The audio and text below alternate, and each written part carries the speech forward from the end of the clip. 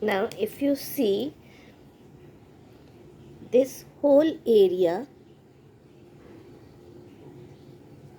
is your lung. So for color therapy, this whole area has to be colored red. And when you are applying ginger, you have to cover this full area. This full area has to be covered. Even if you have a bigger piece of ginger will do. You have to cover this full area. And then you can put tape. You can put a broad tape. Take a broad tape and stick it over here.